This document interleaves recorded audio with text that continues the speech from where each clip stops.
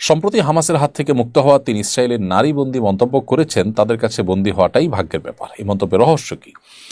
রহস্য আর কি, মুসলিম যে যোদ্ধারা তাদের হাতে বন্দী হওয়ার পর তাদের আচার আচরণ, তাদের ম্যানার্স এবং ইসলামের দৃষ্টিকোণ থেকে ইসলামের নির্দেশনার আলোকে বন্দিনীর সাথে যে সমস্ত আচরণ করার কথা, যে সমস্ত তাদের মানবাধিকারগুলোকে রক্ষা করার কথা, সেগুলো তারা যথাভাবে রক্ষা করেছেন।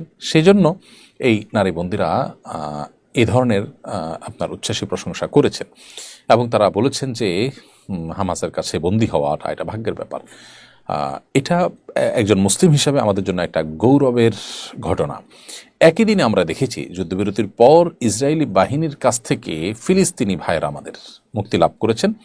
তাদের চেহারা দেখে কারোরই বুঝতে কষ্ট হচ্ছে না যে তাদের ওপর দিয়ে নির্যাতন, নিষ্পেষণ এবং জুলুমের স্টিম রোলার চলেছে। তারা ক্লান্ত, ক্লিষ্ট, তাদের পোশাক আশাক সব কিছু দেখেই বোঝা যাচ্ছে যে তাদের উপর দিয়ে ঝড় বয়ে গেছে। এর বিপরীতে হামাসের হাত থেকে মুক্ত হওয়া ইসরায়েলি মেয়েদের হাসি খুশি বডি ল্যাঙ্গুয়েজ, তাদের পরিচ্ছন্ন পোশাক ইত্যাদি এগুলো জানান দিয়েছে যে মুসলিমরা ইসলামের নির্দেশনা মেনে যুদ্ধবন্দীদের সাথেও একজন মুসলিম সুলভ আচরণ করেছে। এটি মূলত ইসলামের অনেক গভীরের একটি শিক্ষা, অনেক গোড়ার একটি শিক্ষা। এটি হয়তো আজ আমাদের সামনে নতুনভাবে উপস্থাপিত হয়েছে বা পেশ হয়েছে, কিন্তু এর আগে থেকেই কোরআন সুন্নাহ এটি আমাদেরকে বলে। নবী করিম সাল্লাল্লাহু আলাইহি সাল্লাম সে ঐতিহাসিক ঘটনা, তাঁর সুমামা ইবনে উসাল রাদিয়াল্লাহু তাআলা আনহু বন্দী ছিলেন, অমুসলিম ছিলেন, তাকে তিনি তার হাতের বাঁধনকে 3 দিন ভিজিট করতে গিয়েছেন তার সাথে, এবং তখন তার হাতের বাঁধনকে একটু নরম করে দিতে বলেছেন।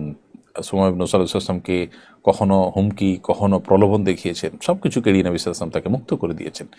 তার এই উদারতা, তার এই আন্তরিকতা, হুমকি বা প্রলোভন সত্ত্বেও রাগারাগি না করে উল্টো বরং তার প্রতি সদয় হওয়া এবং টাকার বিনিময়ে মুক্তি দেওয়ার সুযোগ থাকা সত্ত্বেও বিনা পয়সায় তাকে মুক্ত করে দেওয়া, এসব আচরণে নবী সাল্লাল্লাহু আলাইহি ওয়াসাল্লামের প্রতি ঈমান এনে তিনি ইসলাম গ্রহণ করেছেন। অতএব আমাদেরও ব্যক্তি জীবনে এই ধরনের বিষয়ের ক্ষেত্রে মানবিকতার চর্চা আমাদের মধ্যে থাকতে হবে।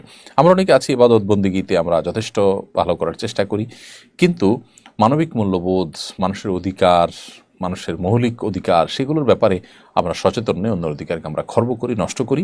এই জায়গা থেকে আমরা আসলে সরে না আসলে কখনো আমরা ভালো মুসলিম হতে পারবো না।